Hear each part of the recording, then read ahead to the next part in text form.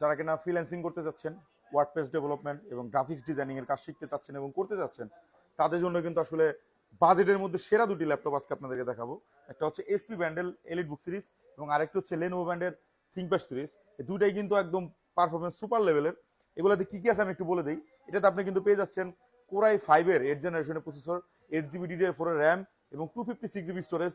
একটা অবাক করার মতো ব্যাপার আছে, সেটা হচ্ছে এই ডিভাইসটা কিন্তু চাইলে আপনি কাস্টমাইজ করতে পারবেন পিসি বিল্ডের মতো করে। এই ডিভাইসটা আপনার প্রয়োজন অনুযায়ী আপনার 16 জিবি 32 জিবি র্যাম পর্যন্ত এটা এক্সপেন্ডেবল এবং স্টোরেজ যদি আপনার 256 না হয় সেক্ষেত্রে আপনার 512 1 TB পর্যন্ত এটা আসলে আপডেট করতে পারবেন। তো ডিভাইসটা কিন্তু খুবই অসাধারণ। ব্র্যান্ড নিউ প্রাইস কিন্তু 1,14,00,000 মানে 1,20,000 আশেপাশে।